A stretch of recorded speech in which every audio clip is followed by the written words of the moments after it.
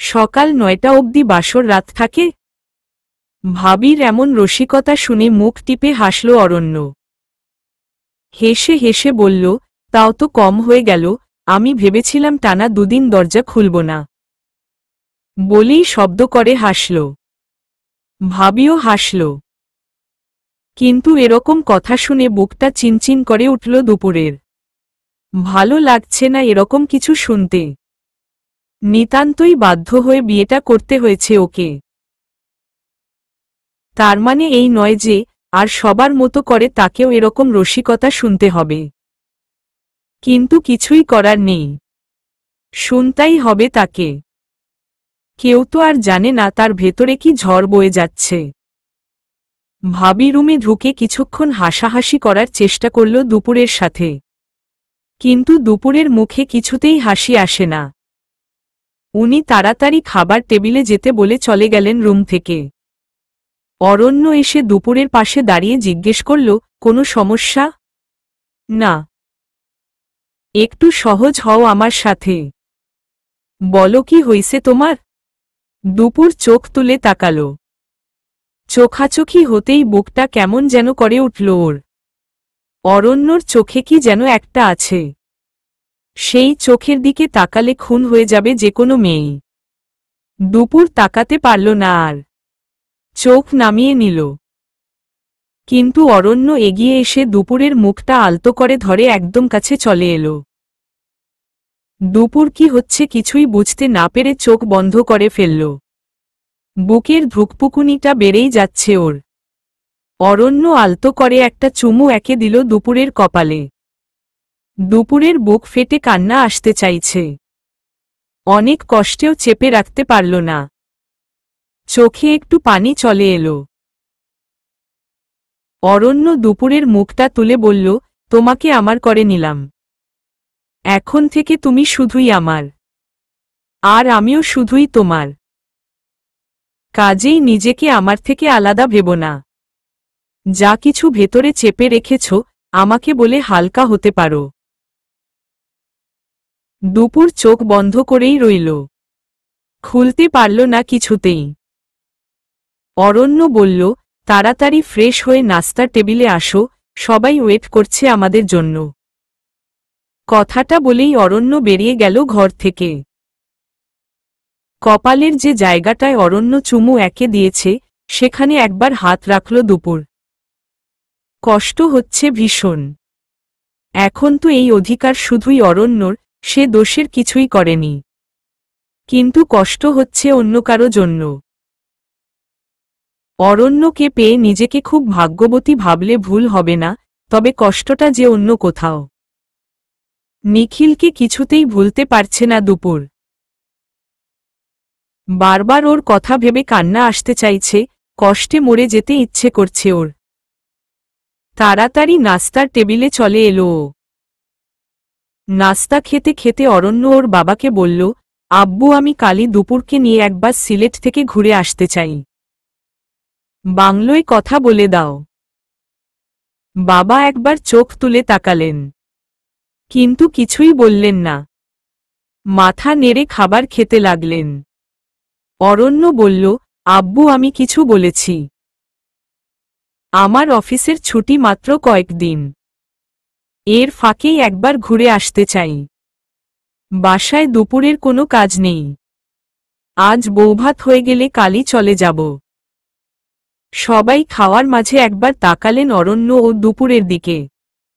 দুপুর লজ্জায় মাথা নিচু করে আছে, ওর গলা দিয়ে খাবার নামছে না। তবুও নাড়াচাড়া করতে হচ্ছে। অরণ্য বউকে নিয়ে বিয়ের পরদিনই ঘুরতে যেতে চাইছে। একটুও কি লজ্জা লাগছে না বলতে? অরণ্য আবারও বলল, আব্বু কিছু বলছো না কেন?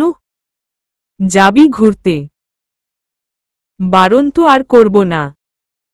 কয়দিনের জন্য যেতে চাস? 2 দিন 3 রাত। চা বাগানের ভিতরে থেকে কি করবি? বউ নিয়ে যাচ্ছিস হোটেলে ওঠ। নূরজাহান গ্রান্ডে কথা বলে দেখ। অরণ্য উচ্ছ্বসিত হয়ে বলল, থ্যাঙ্কস আব্বু। আমি এক্ষুনি কথা বলে দেখছি রুম বুক করা যায় কিনা। আর তোমরা খেয়ে নাও, আমি খুশির ঠেলায় আর খেতেই পারবো না। অরণ্য উঠে রুমের দিকে চলে গেল। দুপুর একবার তাকালো ওর চলে যাওয়ার দিকে। ছেলেটা প্রচণ্ড রকমের খুশি হয়েছে। উত্তেজনায় চোখে পানি চলে এসেছে ওর। কিন্তু এরকম আচরণ সাধারণত কেউ করে না, খাওয়ার মাঝখানে উঠে যাওয়াটা তো ঠিক না। খাবার শেষ করে যেতে পারত। দুপুরের শাশুড়ি মা বললেন, তুমি কিছু মনে করো না মা, ও একটু এমনই পাগলাটে ছেলে আমার। দুপুর এমনিতেই খেতে পারছিল না, এখন আরও পারছে না। মনটা কেমন কেমন যেন করছে। বেড়াতে গেলে প্রত্যেকটা মুহূর্ত অরণ্য ওর সাথে সাথেই থাকবে, অনেক কষ্ট হচ্ছে ভাবলে। একজনকে মন থেকে সরিয়ে আরেকজনকে জায়গা করে দেয়াটা সত্যিই খুব কষ্টের। কোনোমতে খাওয়া শেষ করে রুমে আসতেই অরণ্য বলল, রাগ করছো দুপুর? না, রাগ করব কেন? ভাবছ কেমন নির্লজ্জের মতন বললাম কালকেই বেড়াতে যেতে চাই? আসলে আমি তোমার জন্যই ওটা বলেছি। আমি জানি তোমার অনেক কষ্ট হচ্ছে, কিছুতেই সহজ হতে পারছ না। তোমাকে নিয়ে একটু ঘুরে এলে ভালো লাগবে তোমার। দুপুর কিছুই বলল না, কিন্তু অবাক হলো বেশ। আস্তে করে এগিয়ে এসে দাঁড়িয়ে রইল জানালার পাশে। অরণ্য এসে দুপুরের পিছনে দাঁড়িয়ে রইল বেশ কিছুক্ষণ। কিন্তু কেউই কোনো কথা বলল না। এভাবে সময় পেরিয়ে যেতে লাগল। অরণ্য ভাবছে কিভাবে মেয়েটার মনটাকে একটু ভালো করা যায়। আর দুপুর ভাবছে, জীবন এত অদ্ভুত কেন। 18 মিশু রৌদ্রময়ীর সাথে গল্প করার অনেক চেষ্টা করেও পারল না।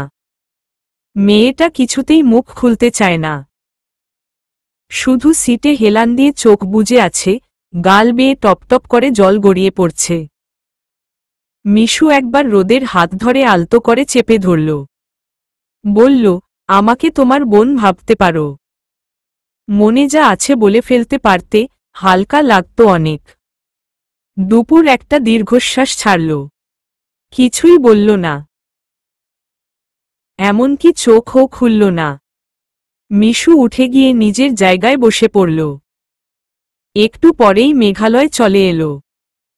এসে হাসতে হাসতে বলল, ম্যাম সরি, হাঁসের গোশত পাওয়া গেল না। মিশু হেসে ফেলল ওর সরি বলার ধরন দেখে। বলল, থাক, হাঁসের গোশত এখন খেতেও চাই না। আপাতত ওই নতুন বউয়ের মুখ থেকে দুটো শব্দ বের করতে চাই। অনেক চেষ্টা করেও পারলাম না। কি করি বলুন তো? মেঘালয় একবার রোদের দিকে তাকিয়ে মিশুকে বলল, আমার মনে হয় মেয়েটা সুইসাইড করার জন্য এসেছিল। কিন্তু সেটা পারেনি, হয়তো মরার মতো সাহস ছিল না। তাই ট্রেনে উঠেই বসে আছে। এখন কোথায় যাবে তাও জানে না। মিশু মাথা ঝাঁকিয়ে বলল, হতেও পারে, নাও হতে পারে, অন্য কোনো কষ্ট আছে মেয়েটার। এখন কি তাকে নিয়েই ভাববে? তোমার না খিদে পেয়েছে? খাবে না? চলুন। আচ্ছা, আপনার বন্ধু আমাকে ভাবি ডাকল কেন? মেঘালয় হেসে বলল, সে তোমাকে আমার বউ ভেবেছে। বউ কথাটা শুনতে কেন যেন অনেক ভালো লাগল মিশুর। মুখ টিপে হাসল ও। তারপর খাবার বগিতে যাওয়ার জন্য উঠে দাঁড়াল। চলন্ত ট্রেনে হাঁটতে গিয়ে পড়ে যাচ্ছিল মিশু। টাল সামলাতে পারছে না, মেঘালয় ওর হাত ধরে ধরে নিয়ে যাচ্ছে। মিশুর মনটা বেশ উৎফুল্ল। মেঘালয়কে খুব আপন মনে হচ্ছে ওর। বারবার মেঘালয় ওর হাত ধরছে, এই ব্যাপারটাকে অনেক ভালো লাগছে। খাবার খেতে খেতে অনেক বকবক করল মিশু। রোদের জন্য কিছু নাস্তা ও চা নিয়ে আবারও নিজেদের সিটে ফিরে এলো। মিশু নিজেই গিয়ে রোদকে নাস্তা ও চা দিয়ে শুধু বলল, খেয়ে নাও। কথাটা বলেই নিজের জায়গায় ফিরে আসল। রোদ অনেকক্ষণ চুপ করে বসে রইল। তারপর চায়ে চুমুক দিতে লাগল। ওকে খেতে আনন্দে লাফাতে ইচ্ছে করছে মিশুর। আর মিশুর আনন্দ দেখে বড্ড ভালো লাগছে মেঘালয়ের। মিশু হঠাৎ বলল, আচ্ছা আমরা এখন কোথায় যাচ্ছি? আপাতত গন্তব্যস্থান জানা নেই। আচ্ছা তাহলে ভোরের ট্রেনে আবারও ঢাকায় ফিরে আসব? তা করা যায়। টানা এতক্ষণ জার্নি করতে খারাপ লাগবে না? আরে না, আমার জার্নিতে কোনো সমস্যা নেই। আমার মন খারাপ লাগছে ওই মেয়েটার জন্য। মিশু, প্লিজ এত মন খারাপ করো না। ওকে ওর মতো থাকতে দাও। অনেক চেষ্টা করেও একটা কথা বের করতে পেরেছ? পারোনি। অযথা কষ্ট দেওয়ার দরকার নেই। আমি তো কষ্টটা কমাতে চাইছিলাম। কেউ যদি কমাতে না চায়, তুমি জোর করে কমাবা? মিশু আর কিছু বলল না। মুখ বাঁকিয়ে জানালা দিয়ে বাইরে তাকালো। বাতাসে চুল উঠতে শুরু করেছে। ঘুম এসে যাচ্ছে ওর। কিন্তু ঘুমাতে ইচ্ছে করছে না। আবারও যদি মেঘালয়ের কাঁধে ঢলে পড়ে তাহলে লজ্জা লাগবে ভীষণ। এর চেয়ে বরং জেগে থাকাই ভালো। জেগে থাকতে চেয়েও বেশিক্ষণ জেগে থাকতে পারল না। আস্তে আস্তে ঘুম এসে গেল চোখে। কিছুক্ষণ পরেই গাঢ় ঘুমে তলিয়ে গেল মিশু। মাথাটা আস্তে করে মেঘালয়ের কাঁধের উপর এসে পড়ল। মেঘালয় মিশুর ঘুমন্ত মুখের দিকে তাকিয়ে রইল নিষ্পলকভাবে। ধীরে ধীরে মিশুর প্রতি অন্যরকম অনুভূতি কাজ করতে শুরু করেছে ওর। অরণ্য পিছন দিক থেকে জড়িয়ে ধরল দুপুরকে। একদম স্তব্ধ হয়ে গেল দুপুর। এই কাজটির জন্য ও প্রস্তুত ছিল না। অরণ্য এভাবে কেন কাছে টানছে ওকে? ও যে কিছুতেই অরণ্যকে মেনে নিতে পারছে না। বলাও যায় না, সহ্য করাও যায় না। শুধু নীরবে যন্ত্রণাটুকু হজম করে ফেলতে হয়। অরণ্য দুপুরের কাঁধের উপর নিজের মাথাটা রাখল। দুপুর একদম স্পন্দনহীনভাবে দাঁড়িয়ে আছে। অরণ্য ফিসফিস করে বলল, তোমাকে গতরাতে খুবই সুন্দর দেখাচ্ছিল দুপুর। দুপুর ঠায় দাঁড়িয়ে রইল। মনে মনে ভাবছে, অরণ্য ভাইয়ার বিয়ে হওয়ার কথা ছিল আপুর সাথে। আমার সাথে হয়েছে এতে ভাইয়ার খুব অস্বস্তি হওয়ার কথা। এত সহজে আর এত অনায়াসে কিভাবে মিশে যেতে পারছে? ছেলেরা সবই পারে। খুব দ্রুত একজন অচেনা মানুষকে ভালোবাসতেও পারে, ভুলে যেতেও পারে। রৌদ্রময়ীর মতো মেয়েরাও পারে। কিন্তু দুপুর পারবে না। দুপুরের মন থেকে নিখিলকে সরাতে না জানি আরও কষ্ট, মানসিক যন্ত্রণা পোহাতে হবে। অরণ্য বলল, মন খারাপ করে থেকো না দুপুরবেলা আমার। দুপুরে সবসময় রোদ ঝলমল করার কথা। রোদই তো নেই, ঝলমল করবে কোত্থেকে? উফ দুপুর, তুমি প্লিজ ওর নামটা আমার সামনে উচ্চারণ করবে না। সে আমাদের সবার সাথে যেরকমটা করেছে, তাকে কি বলা উচিত আমার জানা নেই। তুমি আর কখনো ওর কথা বলবে না। প্লিজ আমার সাথে একটু সহজ হওয়ার চেষ্টা করো। দুপুর কিছুই বলল না। নীরবে দাঁড়িয়ে রইল।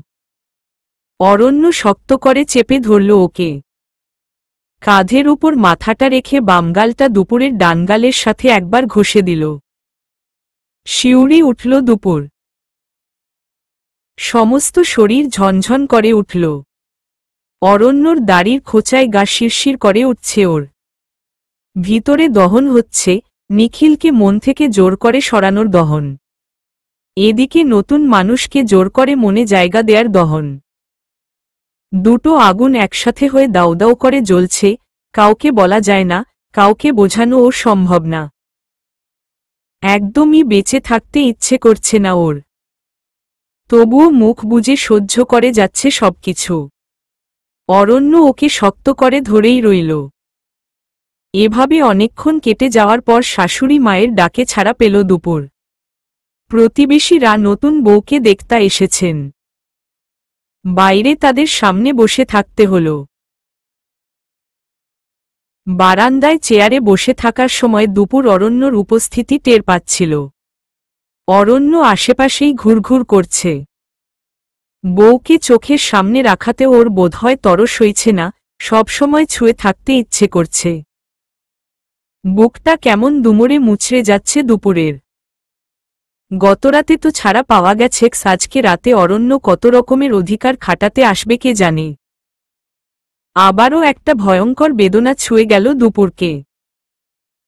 দীর্ঘশ্বাস ছাড়ল ও। সারাদিন অনেক ব্যস্ততার মধ্য দিয়েই কাটল। বাসায় অনেক আত্মীয় স্বজন এসেছেন। সবার সাথে কথা বলার মাধ্যমে বেশ সহজ হয়ে গেল দুপুর। একসাথে খাওয়া দাওয়া করল, বৌভাতের মেহমানদের সাথে বসে আড্ডা দিতে হল। অরণ্যর বন্ধুদের সাথে অনেক কথা বলতে হল। রাত নেমে আসতে আসতে মনটা অনেকটাই হালকা হয়ে গেল দুপুরের। তবুও মাঝে মাঝে কেমন একটা অন্যরকম বেদনা এসে বুকে ভর করে। কিন্তু হুটহাট অরণ্য কোত্থেকে যেন দুটো ছোট বাচ্চাকে পাঠিয়ে দেয়, নয়তো কোনো বন্ধুকে পাঠিয়ে দেয়। তারা এসে দুপুরের সাথে কথা বলার মাধ্যমে ব্যস্ত রাখে ওকে। অরণ্য নিজেও সারাদিন নানানভাবে ফাজলামো করে মাতিয়ে রেখেছিল দুপুরকে। দুপুর বেশ বুঝতে পারে অরণ্য অনেক খেয়াল রাখছে ওর প্রতি। নয়তো এভাবে এত করে ওর মন ভালো করার জন্য পিছনে লেগে থাকত না। অরণ্য ছেলেটা অনেক ভালো। যদি আগের জীবনে নিখিল নামে কেউ না থাকত, তবে অনায়াসে ভালোবাসতে পারত এই ছেলেটাকে। নিখিল যে অরণ্যর চেয়েও বেশি খেয়াল রাখত ওর, নিখিলকে কিভাবে ভুলে যাবে ও। রাত হয়ে এলো। ভাবি ও ননদরা দুপুরকে ঘরে রেখে বিদায় নিলেন। আজ বুকটা কেমন ধুকপুক করছে ওর।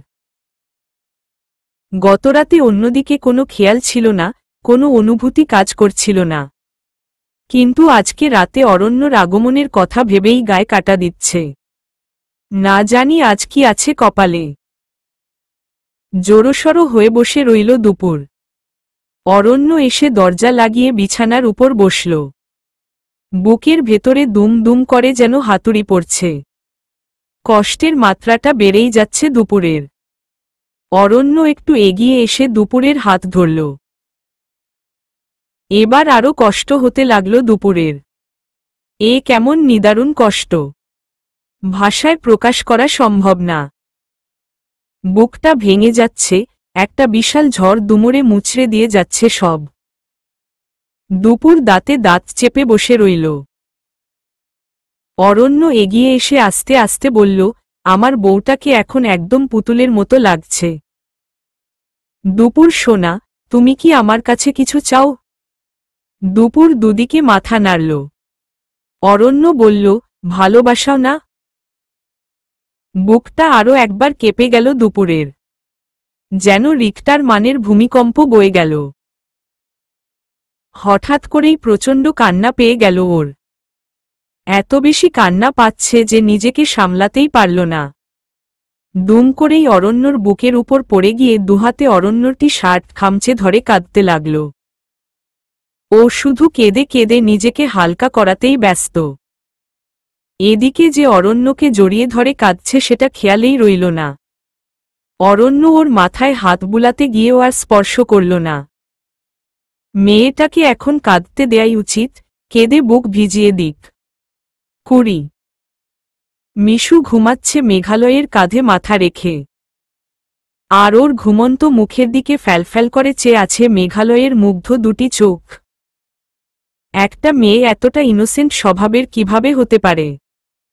ঘুম থেকে উঠেই বলে, আমার খিদে পেয়েছে, হাঁসের গোশত দিয়ে ভাত খাব।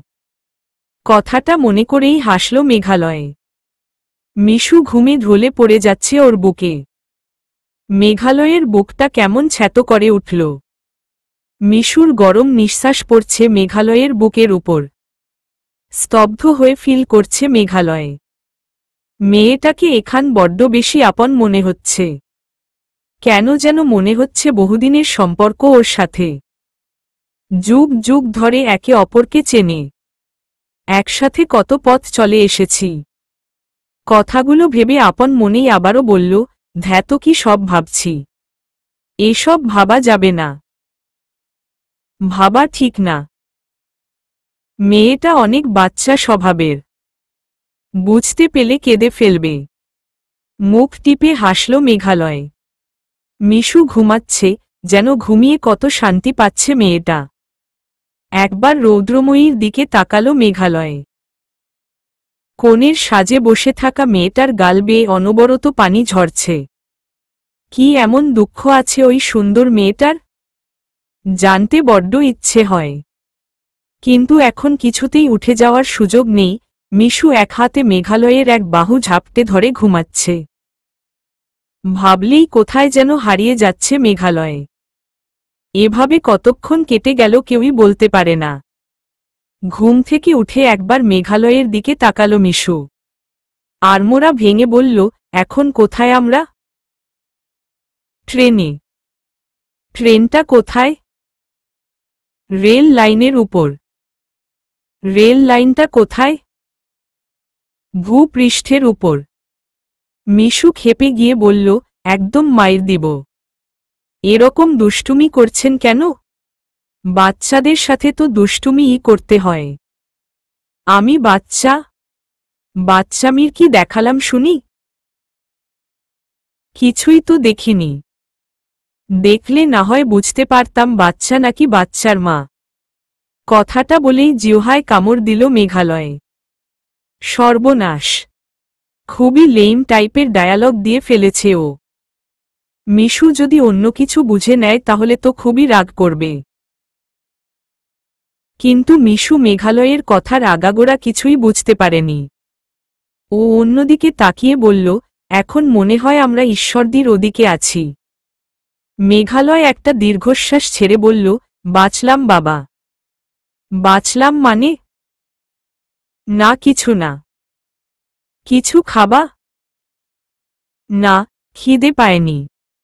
আচ্ছা ওই নতুন বউটা কোথায়? মেঘালয় রৌদ্রময়ীর সিটের দিকে তাকিয়ে বলল, জানি না তো। এখানেই তো ছিল মেয়েটা। বোধহয় নেমে গেছে। মরে টরে যায়নি তো? মরলে আগেই মরত, ট্রেনে উঠে বসে থাকত না। তাও ঠিক। সে যাই হোক, এরপর যেখানে ক্রসিং হবে আমরা সেখানেই নেমে পড়ব। আচ্ছা, নেমে কি করবা? কি আবার? ওই ট্রেনে উঠে পড়ব। ঢাকায় ফিরে যাব। কালকে আমাকে আপনার বাবার অফিসে যেতে হবে না? ওহ আচ্ছা, ঠিক আছে তাই হোক। কিন্তু এটাতে তো পুলিশকে বলে সিট নিয়েছি, ওটায় দাঁড়িয়ে থেকে যেতে হবে। যাব, সমস্যা কি? মেঘালয় হেসে বলল, পুরো জার্নিতে ঘুমালে সমস্যা না থাকারই কথা। আমি ঘুমিয়ে পড়েছিলাম না? আবার জিজ্ঞেসও করে। দাঁত বের করে হাসল মেঘালয়। মিশুর ও হাসি পেয়ে গেল। মেঘালয় একটু মিশুর দিকে এগিয়ে আসতেই মিশু বলল, এই দূরে থাকুন, দূরে থাকুন। মেঘালয় অবাক হয়ে বলল, কেন? বারে, ঘুম থেকে উঠলাম না? এখন আমার মুখে গন্ধ। ও এক। মিশু মুখের ভঙ্গিটা এমন করল যে হাসি পেয়ে গেল মেঘালয়ের। নিজের মুখের গন্ধের কথা কেউ কখনো এভাবে বলেছিল কিনা ওর জানা নেই। হাসতে হাসতে সিটের পিছনে হেলান দিয়ে মিশুর দিকে চেয়ে রইল মেঘালয়। আর মিশু তাকিয়ে আছে মেঘালয়ের হাতের দিকে। গরমে ঘেমে গেছে মেঘালয়ের শরীর। হাত ঘামে ভিজে গেছে, হাতের উপরের ঘন লোমগুলো একদম গায়ের সাথে লেগে গেছে। দেখলেই কেমন যেন অনুভূতি কাজ করে। মিশু তাকিয়ে আছে মেঘালয়ের হাতের দিকে, একদম অপলক ভাবে। আজকে খুব ভোরেই দুপুরের ঘুম ভেঙে গেল। ঘুম থেকে উঠতে গিয়ে শাড়ির আঁচলে টান পড়তেই পিছন ফিরে দেখল অরণ্যর গায়ের নিচে পুরোটা আঁচল। সেটা টেনে বের করা এখন কিছুতেই সম্ভব না। ঘুম ভেঙে যাবে অরণ্যর। আবারও শুয়ে পড়ল দুপুর। বালিশে মাথা রেখে অরণ্য রদিকে তাকিয়ে রইল অনেকক্ষণ। অন্ধকার ঘরে আবছা আবছা দেখা যাচ্ছে ওর মুখটা, কিন্তু তাতেই কেমন যেন লাগছে ওর। সত্যিই খুন হয়ে যাওয়ার মতো মায়া ওর চেহারায়। বেশিক্ষণ তাকিয়ে থাকা যায় না। চোখ বন্ধ করে চুপচাপ শুয়ে রইল অনেকক্ষণ। অরণ্য ঘুমের মাঝেই একটা হাত রাখল দুপুরের গায়ের উপর। কেমন যেন ছ্যাতো করে উঠল বুকটা। তার স্পর্শ অসহ্য লাগে কিন্তু কিছুই করার নেই। সে তো এখন দুপুরের স্বামী, মেনে নিতেই হবে। স্বামীর সবটুকু অধিকার সে নেবেই। ভাগ্যিস অরণ্য আর সব ছেলের মতো নয়। দুপুরকে রাতে কোনোরকম বিরক্ত করে না, বরং মাথায় হাত বুলিয়ে দিয়ে ঘুম পাড়িয়ে দেয়।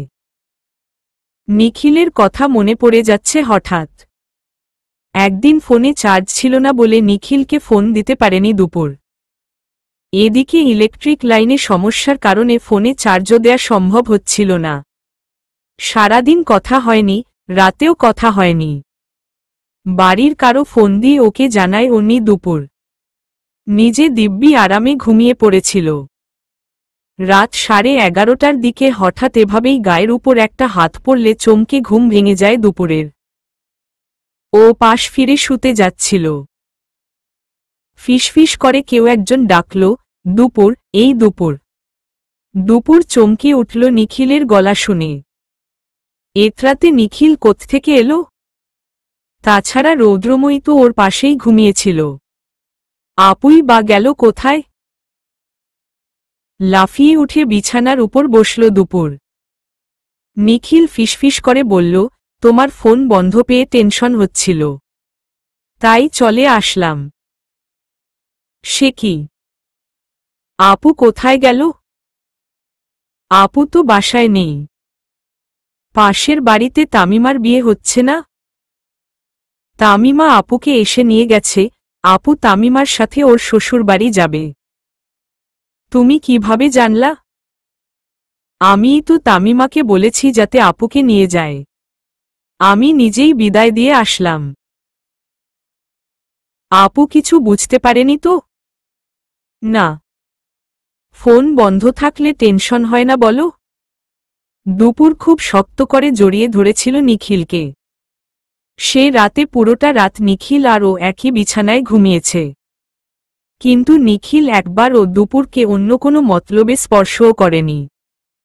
পুরোটা রাত দুপুর শুধুমাত্র নিখিলের বুকে মাথা রেখে ঘুমিয়েছে।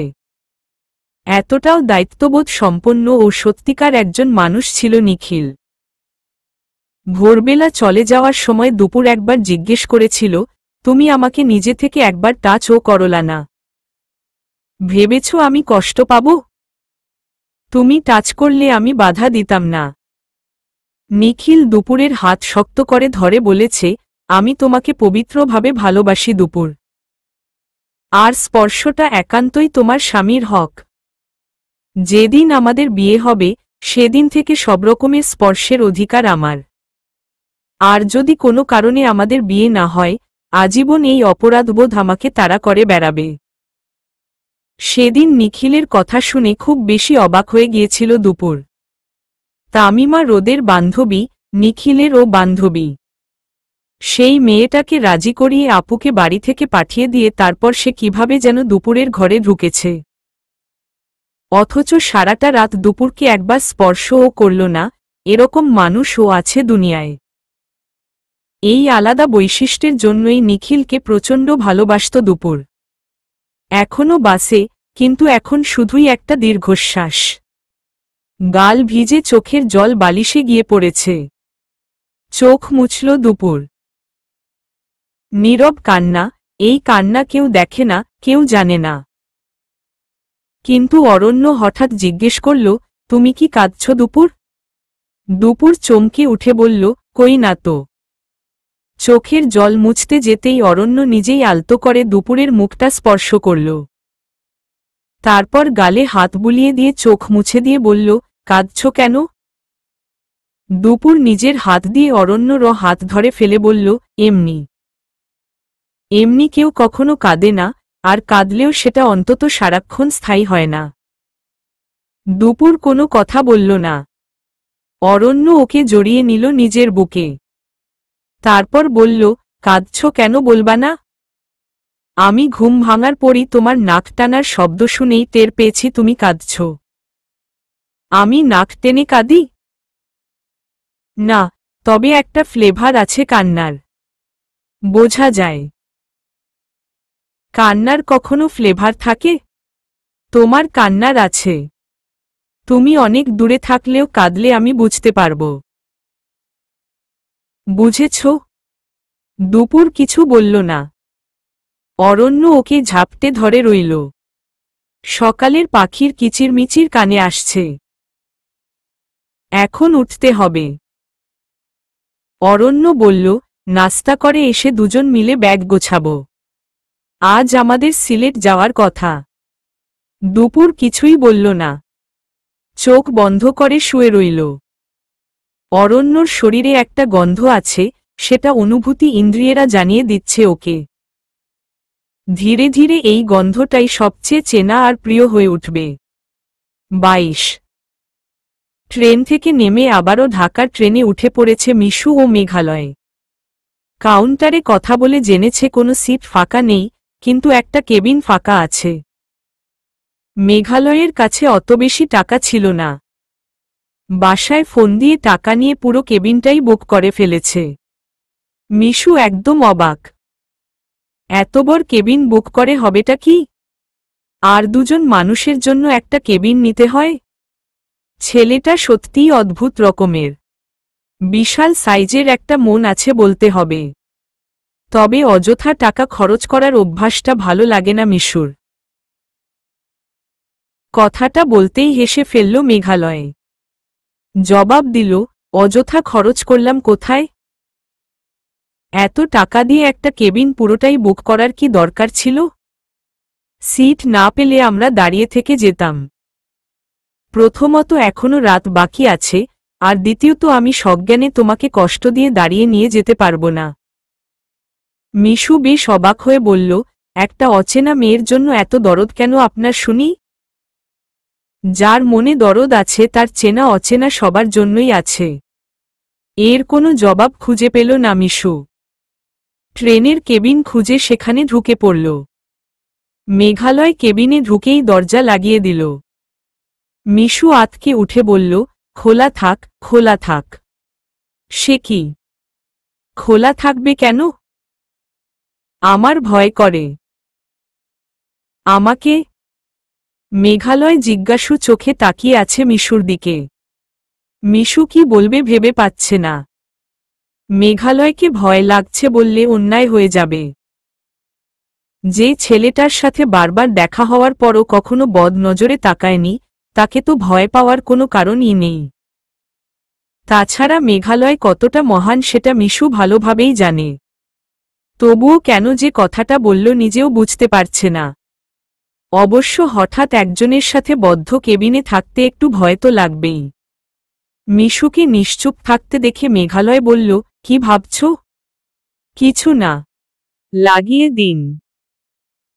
মেঘালয় দরজা লাগিয়ে দিয়ে এসে সিটে বসতে বসতে বলল, আমি কোনো সুযোগ নিব কিনা সেটা ভয় পাচ্ছ? মিশু তাকালো মেঘালয়ের দিকে। কিছু বলল না মুখে। মেঘালয় বলল, ট্রেনে যখন আমার বুকে মাথা রেখে ঘুমাচ্ছিলে তখন চাইলে অনেক সুযোগ নিতে পারতাম। সেটা যখন করিনি, এখন ভয় পাওয়ার কোনো কারণ নেই। তাছাড়া একটা মেয়ে যখন আমার সাথে থাকে, তাকে সেফলি বাসায় পৌঁছে দেয়াটাকে আমি আমার দায়িত্ব মনে করি। সেখানে তুমি তো মিশু। মিশু আগ্রহ ভরা চোখে জিজ্ঞেস করল, আমি মিশু তো? মেঘালয় থতমত খেয়ে বলল, না মানে খুবই ইনোসেন্ট একটা মেয়ে। কিন্তু মনে মনে বলল, আমার মনের ঘণ্টা বাজিয়ে দিয়েছ সেটা কিভাবে বলি বলো? এত তাড়াতাড়ি নিজের মনের কথা বুঝতে দিতে নেই। একটু সময় নিতে হয়। তুমি নিজে থেকেই বুঝবা এই মেঘ তোমার প্রতি কতটা আসক্ত হয়ে পড়েছে, তারপর নিজেও একটু একটু করে ফুটবল হতে শুরু করবা। তখন জানাবো মনের কথাটা। মিশু জিজ্ঞেস করল, কি ভাবছেন এভাবে আমার দিকে তাকিয়ে? তোমার দিকে তাকিয়ে আছি তো? আপনার চোখ তো আমার দিকে ফ্যালফ্যাল করে চেয়ে আছে। লজ্জা পেয়ে হাসল মেঘালয়। মিশুও হাসল। আর মনে মনে ভাবল, কি চাইছে এই ছেলেটা? এত আপন মনে হচ্ছে কেন ওকে? কিন্তু ওকে তো আপন ভাবা যাবে না। মিশু যে বড্ড গরিব আর অসহায় ঘরের মেয়ে। তাকে নিজেকেই রোজগার করে বাঁচতে হয়। আর মেঘালয়, সে তো অনেক উঁচুতে। মেঘ যাকে ছুঁয়ে চলে যায়, সেখানে শুধু মেঘেদের বসবাস। অত উঁচুতে ওঠার সাহস হবে না মিশুর। আর মেঘালয় অনেক ভালো গান গাইতে পারে, একদিন নিশ্চয়ই অনেক বড় শিল্পী হয়ে যাবে। এবার একই প্রশ্ন মেঘালয় করল, আমার দিকে তাকিয়ে তাকিয়ে কি ভাবছ? মিশুও মেঘালয়ের মতো লাজুক ভঙ্গিতে হাসল। তারপর জানালা দিয়ে বাইরে চেয়ে রইল। সুন্দর হাওয়া আসছে। বাইরে হাত বাড়িয়ে গুনগুন করে গান গাইতে লাগল মিশু। তারপর মেঘালয়কে বলল, এখন তো কেউ নেই, একটা গান শোনান না। বলামাত্রই মেঘালয় গান গাইতে আরম্ভ করল। মিশু গান শুনছে আর বাইরে তাকিয়ে আছে। মেঘালয় ওর দিকে তাকিয়ে আছে। অনেকক্ষণ ধরে গান গাওয়ার পর সিটে হেলান দিয়ে শুয়ে পড়ল মেঘালয়। মিশুকে বলল ঘুমিয়ে পড়তে। কিন্তু তখন অত যাত্রীর ভিড়ে ঘুম পেলেও এখন ফাঁকা কেবিনে ঘুম আসছে না ওর। দুজন দুদিকের আসনে বসে মুখোমুখি বসে আছে। হঠাৎ চোখাচোখি হয়ে গেল দুজনাতে। মিশুর বুকের ভেতরটা কেমন যেন করে উঠল। ধুকধুক করে উঠল। এদিকে মেঘালয়েরও একই অবস্থা। এর আগে কখনো এমন হয়নি ওর। কেমন যেন মায়া কাজ করছে। অন্যরকম একটা মায়া যার কোনো নাম দেয়া যায় না। মুগ্ধ দৃষ্টিতে তাকিয়ে রইল ও মিশুর দিকে। একদম নির্জনে এভাবে মিশুকে দেখলে মনটা কেমন যেন বিষণ্ণতায় ছেয়ে যায়। এত কাছে তবুও ধরা ছোঁয়ার বাইরে। বড্ড উঠে ইচ্ছে করছে ওর লাজুক চিবুক, কিন্তু সেটা তো হয় না। সবকিছুর একটা নির্দিষ্ট সময় থাকে। সীমা লঙ্ঘন ব্যাপারটা ভালো লাগে না মেঘালয়ের, তবুও আজ বড্ড ইচ্ছে করছে একটু সীমা অতিক্রম করতে। এত বেশি মিশুকে ছুঁয়ে দেখতে ইচ্ছে করছে যে নিজেকে শেষ পর্যন্ত কন্ট্রোল করতে পারবে কিনা সেটা নিয়েই ভয় হচ্ছে মেঘালয়ের। মেঘালয় আর বেশিক্ষণ তাকিয়ে থাকতে পারল না। এবার ঘুমানো দরকার। জেগে থাকলে মাথায় ভূত চাপবে এসে। কিন্তু ঘুমানোর চেষ্টা করেও ব্যর্থ হল। কিছুতেই ঘুম আসছে না। বারবার চোখ খুলে যাচ্ছে আপনা আপনি। খুলে অন্যদিকে না তাকিয়ে সোজা মিশুর দিকে চলে যাচ্ছে। মিশুও বারবার আর চোখে তাকাচ্ছে মেঘালয়ের দিকে। এভাবে কতক্ষণ থাকা যায়? কেমন যেন অসহ্য লাগছে। একদিকে বুকের ভেতরে দুমড়ে মুচড়ে যাচ্ছে। অন্যদিকে নিজেকে নিয়ে ভয় হচ্ছে। একবার ইচ্ছে করছে মিশুকে ভালোবাসি বলতে, একবার মন সায় দিচ্ছে না। খুব খারাপ একটা অবস্থায় পড়ে গেছে মেঘালয়।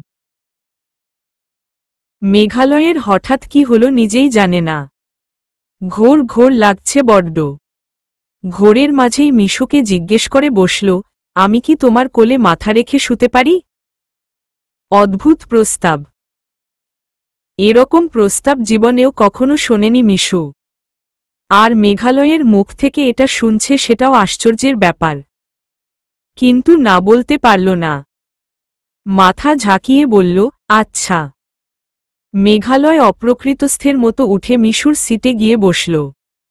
বেশ লম্বা সিট। অনায়াসে শোয়া যায়। যদিও সিটের উপরে বালিশ রাখা, তবুও মেঘালয় মিশুর কোলেই মাথা রেখে শুয়ে পড়ল। কোনোদিনও কেউ এভাবে কোলে মাথা রেখে শোয়নি। মিশুর কেমন যেন অপ্রস্তুত লাগছে। মেঘালয়ের এখন একটু শান্তি লাগছে ভেতরে। মিশু আস্তে আস্তে ওর মাথায় হাত বুলিয়ে দিতে লাগল। মিশুর হাতের স্পর্শে ঘুম এসে যাচ্ছে। চোখ বুজতেই ঘুমিয়ে পড়ল মেঘালয়। জোরে জোরে নিঃশ্বাস পড়ছে দেখে মিশুর বুঝতে অসুবিধা হল না যে মেঘ ঘুমিয়ে পড়েছে। ও আস্তে আস্তে চুলে হাত বুলিয়ে দিতে লাগল। অনেক সুন্দর মেঘালয়ের চুলগুলো, যেমনই সিল্কি তেমনি সুন্দর ঘ্রাণ। মিশুর হঠাৎ চোখ চলে গেল মেঘালয়ের বুকের দিকে। শার্টের উপরের দুটো বোতাম খোলা, সেখান দিয়ে ওর ফর্সা বুকে কিছু লোম উকি দিচ্ছে। এত সুন্দর লোভনীয় কারো বুক হতে পারে সেটা ভাবতেও পারছে না মিশু। কেমন ঘোরের মাঝে চলে যাচ্ছে। ছেলেদের বুকের লোম এত সুন্দর হয়? মেঘালয়ের হাতের লোমগুলোও ভারী সুন্দর দেখতে। মিশু একবার ওর হাতের দিকে তাকাচ্ছে, একবার বুকের দিকে তাকাচ্ছে। মাঝে মাঝে পলকহীনভাবে ওর মুখের দিক তাকিয়ে থাকে। কেমন ঘোর ঘোর লাগে, খোঁচা খোঁচা দাড়ি, আর ওর মুখটা সবসময় হাসি হাসি জন্য একটা অন্যরকম স্নিগ্ধতা ছেয়ে থাকে। সত্যিই মেঘ অনেক বেশি সুন্দর। ফ্যালফ্যাল করে ওর ঘুমন্ত মুখের দিয়ে চেয়ে চেয়ে নানান আঁকিবুকি স্বপ্ন দেখছে মিশু। নিজেও ঘুমিয়ে পড়তে ঘুম বেশি সময় লাগল না। চেয়ে থাকতে থাকতে চোখ দুটো ক্লান্ত হয়ে ঘুমিয়ে পড়ল। কতক্ষণ ঘুমালো বলতে পারে না কেউ। ট্রেন স্টেশনে দাঁড়ানোর আগ মুহূর্তে ট্রেন থামার ধাক্কায় মিশুর মাথাটা ঢলে পড়ে গেল মেঘালয়ের মুখের উপর। ঠক করে দুজনের কপালের সাথে কপাল লেগে একটা আওয়াজ হল। আতকে উঠে ঘুম ভেঙে গেল মেঘালয়ের। মিশু নিচু হয়ে আছে। একদম কাছাকাছি চলে এসেছে দুটো মুখ। একে অপরের দিকে তীক্ষ্ণ দৃষ্টিতে তাকাল। এত কাছ থেকে কখনোই কোনো পুরুষের চোখ দেখেনি মিশু। হার্টবিট রকেট গতিতে ছোটার মতো দ্রুত বেড়ে গেল। ঘন ঘন নিঃশ্বাস পড়তে লাগল। দৃষ্টি যত গভীর হচ্ছে হার্টবিট তত বেশি বাড়ছে। মিশুর সমস্ত শরীর কেঁপে কেঁপে উঠছে। মেঘালয়ের হাত পা ঠান্ডা হয়ে আসছে। এ কেমন অনুভূতি! মিশু ওর মুখের কাছে ঝুঁকে চোখে চোখ রেখে চেয়ে আছে। মাথা তুলতেই ভুলে গেছে কিছুক্ষণের জন্য। এভাবে কতক্ষণ সময় অতিবাহিত হয়ে গেল বোঝা গেল না। মিশু মেঘের চোখের দিকে গভীরভাবে তাকিয়ে আছে, আর মেঘও। দৃষ্টির গভীরতা বাড়ছে, যেন একে অপরের ভেতরটাও পরিষ্কার বুঝতে পারছে। মিশু অনুধাবন করতে পারছে মেঘের ভেতরে কি তুমুল ঝড় চলছে। ও ধীরে ধীরে একদম ঝুঁকে পড়ল মেঘের মুখের কাছে। দুজনের নাকের সাথে নাক লেগে গেল। ঘোরের মধ্যে চলে গেছে দুজনেই। মেঘালয় মিশুর মাথাটা চেপে ধরে ওর ঠোঁট স্পর্শ করল। কেঁপে উঠল মিশু। কি হচ্ছে কিছুই বুঝতে পারছে না। বুক ফেটে কান্না এসে যাচ্ছে ওর। এটা কি হয়ে গেল? চোখ দিয়ে টপটপ করে জল পড়ছে। মেঘালয় মিশুর মাথাটা ছেড়ে দিতেই ও সোজা হয়ে বসল, কিন্তু চোখ খুলতে পারল না। মেঘালয় ও উঠে ওর পাশে বসে বিভ্রান্তের মতো ভাবতে লাগল শেষ পর্যন্ত নিয়ন্ত্রণ হারিয়ে ফেলেছে ও। মিশুর কোলে মাথা রেখে শুয়েছে কখন? ও তো পাশের সিটে বসেছিল। এখানে কখন আর কিভাবেই বা এলো? কি থেকে কি হয়ে গেল মাথায় ঢুকছে না। মিশুর দিকে তাকিয়ে দেখল ও একদম সোজা হয়ে বসে আছে। চোখ বন্ধ, কিন্তু দুই গাল বেয়ে জল গড়িয়ে পড়ছে। নিজেকে খুব অপরাধী মনে হচ্ছে মেঘালয়ের। মেয়েটাকে শেষ পর্যন্ত কষ্ট দিয়ে ফেলল। ওর জন্য এত কিছু ভেবেও শেষ রক্ষা হল না। মেয়েটা যে বড্ড ইনোসেন্ট, ওকে কিভাবে কি বোঝাবে মেঘালয়? মাথায় কিছুই আসছে না। মেঘ একবার ডাকল, মিশু। মিশু চোখ খুলল না। নিচের ঠোঁট দাঁত দিয়ে চেপে ধরল আর কান্নার গতিটা আরও বেড়ে গেল। মেঘালয় আবারও বলল, মিশু, আমি সরি। মিশু কোনো সাড়া শব্দ নেই। মেঘালয় কি করবে বুঝে উঠতে পারছে না। নিজের মাথার চুল নিজেরই টেনে ছিঁড়ে ফেলতে ইচ্ছে করছে। তবুও হয়তো রাগ কমবে না। মেঘালয় আরেকবার বলল, মিশু সরি, বুঝতে পারিনি এমন হবে। তুমি প্লিজ। আর কিছু বলতে পারল না। মিশু ওর বুকে মাথা রেখে কেঁদে উঠল। দুহাতে খামচে ধরল মেঘালয়ের শার্ট। ওর কান্নার গতি যত বাড়ছে, হাতের শক্তিও যেন তত বাড়ছে। দুহাতে গায়ের সমস্ত জোর দিয়ে মেঘালয়ের বুকে খামচে ধরছে ও। মেঘালয়ের খুব লাগছে কিন্তু টু শব্দটিও করল না। মিশুকে ছুঁয়ে ও দেখল না। মিশু একাই ওর বুকে মাথা রেখে অঝরে কেঁদে চলেছে আর সমানে খামচে যাচ্ছে ওর বুক আর গলা। হাতটা উপরে তুলে গলায় কতগুলা যে খামচি দিল কোনো হিসেব নেই। গলা থেকে কাঁধে, ঘাড়েও অজস্র আঁচড় দিয়ে তারপর ক্ষান্ত হয়ে ওর গলা জড়িয়ে ধরে ফুপিয়ে ফুপিয়ে কাঁদতে লাগল। যেসব জায়গায় ও খামচি দিয়েছে কয়েক জায়গায় বোধহয় ক্ষত হয়ে গেছে। জ্বালা করছে অনেক। তবুও কোনো শব্দ করল না মেঘ, এমনকি একটু নড়লও না। মিশু ফুপিয়ে ফুপিয়ে কান্না করতে করতে একসময় সেটাও থেমে গেল। স্তব্ধ হয়ে রইল একদম। মেঘালয় নিজেও স্তব্ধ। নিঃশ্বাস পড়ছে খুবই আস্তে। মিশুর কান্না থেমেছে কিনা বোঝা যাচ্ছে না। চোখের পানিতে বুক ভিজে একাকার হয়ে গেছে। মিশুর কোনো নড়াচড়া নেই। মেঘালয় ডাকতে গিয়েও গলায় জোর পাচ্ছে না। চুপ করে রইল একদম, যতক্ষণ খুশি এভাবেই থাকুক মেয়েটা। বেশ কিছুক্ষণ পর হাতটা মেঘের গলা থেকে সরিয়ে সামনে নিয়ে এলো মিশু। চোখ মুছল এক হাতে। তারপর উঠে বসল। দুহাতে বার কয়েক চোখ ও গাল মুছল। তারপর একবার আর চোখে মেঘালয়ের দিকে তাকাতেই চোখাচোখি হয়ে গেল। মিশু আচমকা ওর গলা টিপে ধরে বলল, খুন করে ফেলব, খুন করে ফেলব। এভাবে তাকান কেন? মেরে ফেলব আপনাকে।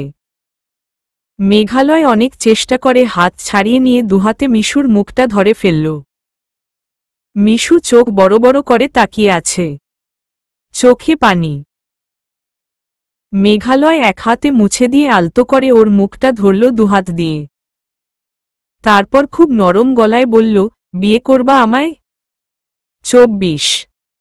খুব তাড়াতাড়ি বিছানা ছেড়ে নিচে নামল দুপুর ও অরণ্য। দুজনের মাঝে এখন অনেকটাই সহজ ভাব চলে এসেছে। দুপুর ফ্রেশ হয়ে বাইরে এসে চুল আঁচড়াচ্ছে। হঠাৎ বাথরুমের খোলা দরজার দিকে চোখ চলে যাওয়ায় দেখল অরণ্য ওর ব্রাশটা দিয়েই দাঁত মাজছে। আশ্চর্য হওয়ার মতো ব্যাপার। একজনের ব্রাশ অন্যজন কখনো ব্যবহার করে? ছুটে এসে দরজায় দাঁড়িয়ে দুপুর বলল, আপনি আমার ব্রাশ নিয়েছেন কেন? আপনার ব্রাশ নেই? না নেই। আপনার গায়ে হলুদের তত্ত্বের সাথে ব্রাশ পাঠিয়েছিল আমাদের বাড়ি থেকে। সেটা কি করেছেন? জানি না, কোথায় যে রেখেছে। আপনার আগে ব্রাশ ছিল না? সেটা হারিয়ে গেছে। বিয়েতে আপনাকে নতুন ব্রাশ কিনে দেয়নি? না, দেয়নি। দুপুর বিরক্ত হয়ে বলল, সেজন্য আপনি আমার ব্রাশ ব্যবহার করবেন? এ যাবৎ 4 বার এটা দিয়েই দাঁত মেজেছি। তুমি ব্রাশ করার পর। ছি, এটা কেমন বিশ্রী ব্যাপার। বিশ্রী মনে হবে কেন? যদি একটা ব্রাশই দুজনে শেয়ার করতে না পারি তাহলে কিসের স্বামী স্ত্রী? প্রশ্নটা যথাযথ ছিল। এর কোনো উত্তর দুপুরের জানা নেই। নিখিলের সাথে কথা হয়েছিল, বিয়ের পর দুজনের একটাই ব্রাশ থাকবে। অরণ্যর ক্ষেত্রে এর উল্টা হবে কেন? ও আর কিছু না বলে সেখান থেকে চলে এলো। শাড়ি বদলে সুন্দর একটা শাড়ি পরে নিল। চোখে কাজল ও কপালে একটা কালো টিপ দিল। অরণ্য বাইরে আসার পর কেউ কারো সাথে কোনো কথাই বলল না। আজ বাসায় তেমন কোনো কাজ নেই। বিয়েতে আসা অতিথিরা সবাই চলে যাচ্ছেন। সকালের নাস্তা খাওয়ার পর ব্যাগ গুছিয়ে নিতে আরম্ভ করল ওরা। অরণ্য নিজেই ব্যাগ গুছাচ্ছে আর দুপুর বসে আছে। একটুও দেরি করতে চায় না ছেলেটা। ব্যাগ গুছানো শেষ হতেই দুপুরকে রেডি হতে বলে সে বাবাকে বলতে গেল যে এখনই বেরিয়ে পড়তে চায়। দুপুর থতমত খেয়ে রেডি হতে লাগল। ছেলেটার সবকিছুতে এত চঞ্চলতা কেন বোঝে না ও। মাঝে মাঝে খুব বিরক্ত লাগে ওকে। কিছু বলাও যায় না। রেডি হতে হতে মনটা বেশ ফুরফুরে হয়ে উঠল দুপুরের। এখন একটা লম্বা জার্নি দেয়া হবে। সুন্দর করে সেজেগুজে বসে রইল। অরণ্য আসলেই বেরিয়ে পড়তে হবে। এমন সময় দুপুরের ফোনটা বেজে উঠল। স্ক্রিনের দিকে তাকিয়ে দেখল নিখিলের নাম্বার থেকে কল। বুকটা কেমন ধক করে উঠল ওর। বিয়ে করবা আমায়? নিঃসংকোচ প্রস্তাব। কোনো কথাবার্তা ছাড়াই কেউ এভাবে বিয়ে করতে বললে সত্যিই আশ্চর্য হতেই হয়। তার উপর মেঘালয়ের মতো একজন মানুষ এ কথা বলছে, এটাও অবিশ্বাস্য। ঢোক গিলে মিশু তাকিয়ে রইল ওর দিকে। মেঘালয় খুব নরম গলায় বলল, আমাকে বিশ্বাস করতে পারো? হুম পারি। কিন্তু আপনি কেন এরকম প্রস্তাব দিচ্ছেন আমি বুঝতে পারছি না। মেঘালয় একটু নড়ে বসল। তারপর মিশুর মুখোমুখি হয়ে বসে ওর চোখের দিকে তাকিয়ে বলল, আমাকে কতদিন ধরে চেনো তুমি? প্রথম দেখা কোথায় হয়েছিল? রাস্তায়, বৃষ্টির দিনে। আপনার রেইনকোট চেয়ে নিয়েছিলাম আমি। মেঘালয় বলল, এটাই পয়েন্ট। তুমি যখন আচমকা এসে বললে, আপনার রেইনকোটটা একটু দেবেন? আমার বৃষ্টি সহ্য হয় না কথাটা চুড়ির মিষ্টি রিনিঝিনির মতো এখনো কানে বাজে আমার। আমি একদম অবাক হয়ে গিয়েছিলাম। স্তব্ধ হয়ে তাকিয়েছিলাম তোমার দিকে। তুমি ব্যস্ত হয়ে বারবার চাইলে, আমি মুগ্ধ হয়ে গিয়েছিলাম তোমার আচরণে। বিশ্বাস করো, সেদিনই অন্যরকম একটা অনুভূতি কাজ করতে শুরু করেছিল। তারপর তোমার শপে গিয়ে যখন তোমাকে কষ্ট করে ডিউটি করতে দেখি, বুকের ভেতরে কেমন কষ্ট অনুভূত হচ্ছিল। তোমার জন্য কিছু করার ইচ্ছে অনুভব করছিলাম। মিশু ফ্যালফ্যাল করে চেয়ে আছে। বলল, তারপর? মেঘালয় বলল, আমি সেদিন রাতেই অনেক জায়গায় ফোন দিয়ে কথা বলে রেখেছিলাম তোমার চাকরির জন্য। মাঝরাতে তোমাকে রাস্তায় ছুটতে দেখে গিয়ে যখন বাইকে তুললাম, কেবলই মনে হচ্ছিল তোমার জন্য একমাত্র ভরসার হাতটা হয়তো আমারই। তখন বুঝিনি ধীরে ধীরে তোমার প্রতি একটু একটু করে মায়া বাড়ছে আমার। এই মাটার নামই হয়তো ভালোবাসা। মিশু মুগ্ধ হয়ে শুনছে। ভালো লাগছে ওর।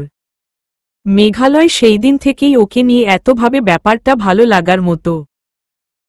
কিন্তু কিছু না ভেবেই প্রশ্ন করে বসল, আপনি দেখতে অনেক সুন্দর, আমার মতো কুৎসিত একটা মেয়ের মাঝে কি পেলেন শুনি? মেঘালয় মিশুর দিকে আপাদমস্তক তাকিয়ে হাসল। তারপর বলল, তুমি মোটেও কুৎসিত নও। তোমার দেহের গাঁথুনি একদম আকর্ষণীয়, যদি ঠিকঠাক কেয়ার করতে পারো তবে আর 2-3 বছর পর তোমার চেহারা দেখলে যে কোনো পুরুষের রাতের ঘুম হারাম হবে। মিশু লজ্জায় নীল হয়ে গেল একেবারে। এসব আবার কেমন কথা? লজ্জায় মাথাই তুলতে পারছে না। মাথা নিচু করেই বলল, আমার দেহের গাঁথুনি মানে? আপনি এসবের দিকেও নজর দেন? উহু, রাগ করো না। তুমি নিজেকে কুৎসিত বললা সেজন্যই বললাম। আমি চ্যালেঞ্জ করে বলতে পারি, যদি টানা 6 মাস শাসন করো, তুমি রাস্তা দিয়ে হেঁটে গেলে ছেলেরা একবার তাকাতে বাধ্য। বেশি বেশি হয়ে যাচ্ছে। ছি, এসব। মিশু লজ্জায় কুকড়ে যাচ্ছে একদম। জানালা দিয়ে বাইরে তাকিয়ে রইল ও। ওর লজ্জান্ত মুখের দিকে তাকিয়ে মেঘালয় বলল, এটা গেল দৈহিক সৌন্দর্য, আর মানসিক সৌন্দর্যের কথা বলতে গেলে বলবো, তোমার রুচিবোধ অনেক উন্নত মানের। আর তোমার মাঝে একটা ইনোসেন্ট ভাব আছে, তুমি নিজের ইচ্ছেকে সবসময় প্রায়োরিটি দাও। কাজের পরিণতি নিয়ে ভাবো না। ব্যাপারটা ভালো লাগে আমার। মিশু জানালা দিয়ে বাইরে তাকিয়েই জিজ্ঞেস করল, আমাকে নিয়ে এত কিছু গবেষণা করা হয়ে গেছে আপনার? মেঘালয় মধুর ভঙ্গিতে হাসল। এরকম করে মিশুকে বলতে পেরেছে দেখে নিজেই অবাক হয়ে যাচ্ছে। সাধারণত এরকম কথাবার্তা কাউকে বলে নাও, সবার সাথে সবকিছু শেয়ার করতেও পারে না। সত্যিই মিশু অনেক আপন হয়ে গেছে, যার দরুন অনায়াসে ওকে এসব বলা যাচ্ছে। মেঘালয় বলল, কি হলো মিশু? কিছু বলবে না? মিশু ওর দিকে মুখ ফিরিয়ে বলল, যা যা বললেন সব সত্যি? সত্যি। আমি কিছুতেই আর তোমাকে দূরে রাখতে পারছি না, আমরা বিয়ে করে ফেলব। সরাসরি বিয়ে? বিয়ে। তারপর চুটিয়ে প্রেম করব। মিশু উঠে দাঁড়িয়ে এসে মেঘালয়ের সামনে দাঁড়াল। তারপর ওর চোখের দিকে চোখ রেখে বলল, আপনি কি সিরিয়াস? একদম সিরিয়াস। আমি এইমাত্র সিদ্ধান্ত নিলাম আমি কাল পরশুর মধ্যেই তোমাকে বিয়ে করব। কি? এত দ্রুত? কিভাবে সম্ভব এটা? চোখ দুটো স্বাভাবিকের চেয়ে একটু বড় আকার ধারণ করেছে মিশুর। সবই কেমন স্বপ্নের মতো লাগছে।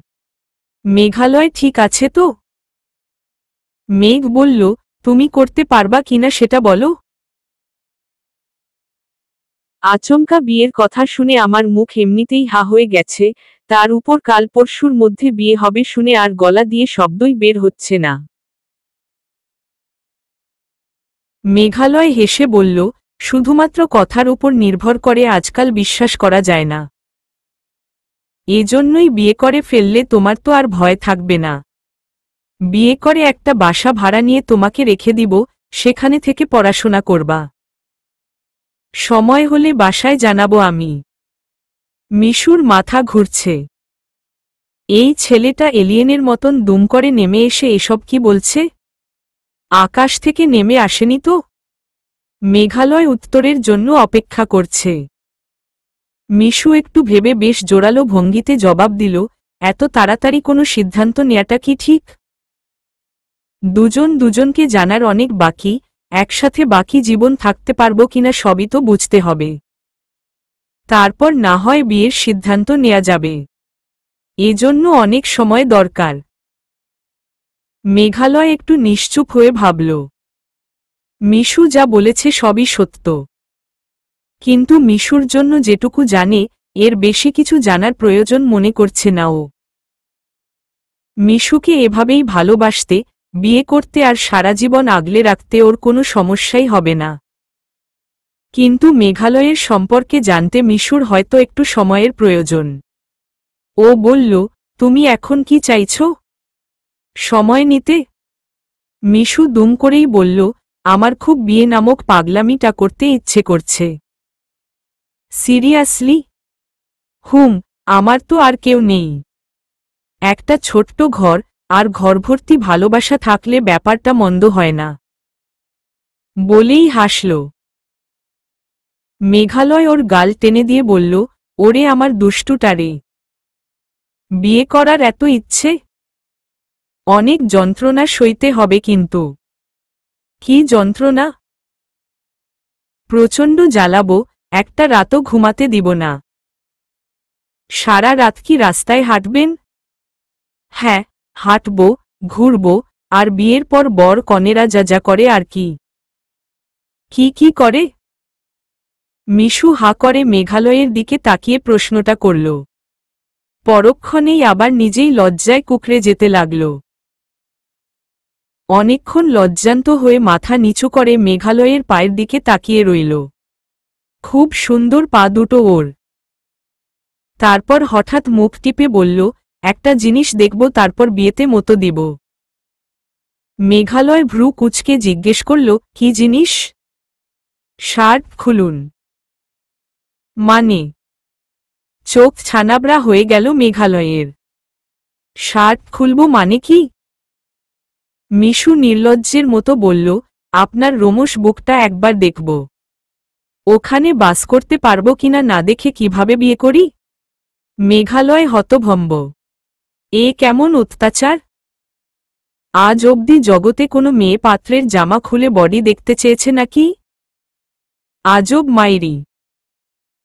ও আস্তে আস্তে সব বোতাম খুলে শার্টটা খুলে ফেলল। একান্তই নির্জনে এভাবে মেঘালয়ের প্রশস্ত বুকটা দেখতে পেয়ে লজ্জায় গাল লাল হতে শুরু করেছে মিশুর। অন্যদিকে একটা ভালো লাগায় বিভোর হয়ে রইল ও। ফর্সা বুকে ঘন ঘন লোম দেখে একবার নাক ডুবাতে ইচ্ছে করছে। আর গলার দিকে এত বেশি সুন্দর যা দেখলে শরীরে শিহরণ বয়ে যায়। একটা ছেলের গলা এত সুন্দর হতে পারে সেটা কল্পনাও করতে পারেনি মিশু। মেঘালয়ের কাঁধ গলা সত্যিই ভয়ঙ্কর সুন্দর, একদম খেয়ে ফেলতে ইচ্ছে করে। মিশুর ইচ্ছে করছে ওর ভেজা পা একবার দেখতে, কিন্তু সেটা সবচেয়ে নির্লজ্জ ব্যাপার হয়ে যাবে। থাক, ওসব বলা যাবে না। মেঘালয় জিজ্ঞেস করল, আরও কিছু দেখাবো? মিশু জিহ্বায় কামড় দিয়ে বলল, না না, আমি আর কিছু দেখব না। মেঘালয় শব্দ করে হেসে উঠল। কি পরিমাণ ইনোসেন্ট হলে এভাবে শার্ট খুলতে বলা যায়? মেঘালয়ের জায়গায় অন্য কোনো ছেলে থাকলে আজকে মিশুর এই হাসিমাখা সুন্দর মুখটা আর থাকত না। কয়জন ছেলেই বা আজকাল বিশ্বাসযোগ্য আছে? মেঘালয় নিজেই কন্ট্রোল হারাতে বসেছিল। একটা দীর্ঘশ্বাস ছাড়ল ও। যা হয়েছে ভেবে আর কি হবে, বিয়েটা তাড়াতাড়ি করে ফেলতে হবে। বাচ্চাটাকে বুকে চেপে ধরতে না পারলে শান্তি হচ্ছে না কিছুতেই। মিশু জিজ্ঞেস করল, কি ভাবছেন? এখানে নাক ডুবিয়ে শরীরের গন্ধ নিবা না? মেঘালয় নিজের বুকের দিকে দেখিয়ে এ কথা বলেছে। মিশুর পুরো শরীর কেঁপে কেঁপে উঠছে। ছেলেটাকে যতটা ভালো মনে হয় ততটা নয়, দুষ্টুও আছে। ইচ্ছেটা হচ্ছিল ঠিকই, কিন্তু ইচ্ছে হলেই তো আর করা যায় না। ভাবতে ভাবতে মিশু এগিয়ে এসে সত্যিই ওর বুকে মাথা রাখল। মানব মন বড়ই অদ্ভুত, মেয়েদের মন আরও বেশি অদ্ভুত। মেয়েরা যা ভাবে তা করে না, আর যা করে তা ভাবে না। ২৬ রৌদ্রময়ী কোথায় যাবে নিজের ও অজানা, কোনো গন্তব্য নেই ওর। কিন্তু এরকম বিয়ের সাজে কতক্ষণই বা থাকা যায়? লোকজন তাকিয়ে থাকে ওর দিকে। মাত্র কিছু টাকা আছে, সেটা নিয়ে কোনো ড্রেস কিনে নষ্ট করে ফেলা যাবে না। যে কোনো মুহূর্তে টাকাটা লাগতে পারে। এসব ভাবছে আর হাঁটছে রোদ। শরীরটা টলছে ওর। একদিকে খুব খিদে পেয়েছে, অন্যদিকে একটানা কয়েক ঘন্টা ধরে কাঁদছে। আর শরীর চলছে না, কিছু খেয়ে নেয়া দরকার। কিন্তু খাওয়ার রুচিটুকুও নেই। যশোর স্টেশন থেকে বেরিয়ে এদিক সেদিকে ঘুরছে ও। মাথাটা কেমন যেন ঘুরে উঠল। ধপ করে পড়ে গেল মাটিতে। নিখিল এখানে বোনের বাসায় বেড়াতে এসেছিল।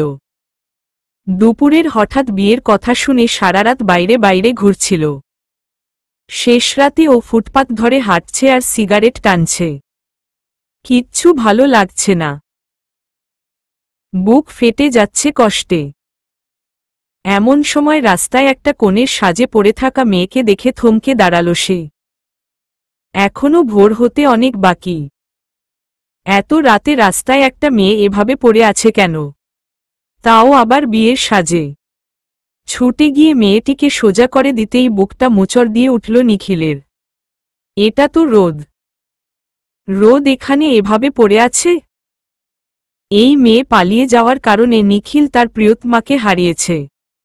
এখন রাস্তায় পড়ে থাকা কি কারণে? নিখিলের রাগে শরীর গর্জে উঠছে। আজকে রোদের কপালে চরম দুঃখ আছে। যে যন্ত্রণাটা ও নিখিলকে দিয়েছে সেটার পরিমাপ অনুযায়ী আজকে কষ্ট পাবে ও। নিখিলের যে কি ইচ্ছে করছে, রাগে ফুঁসছে ও।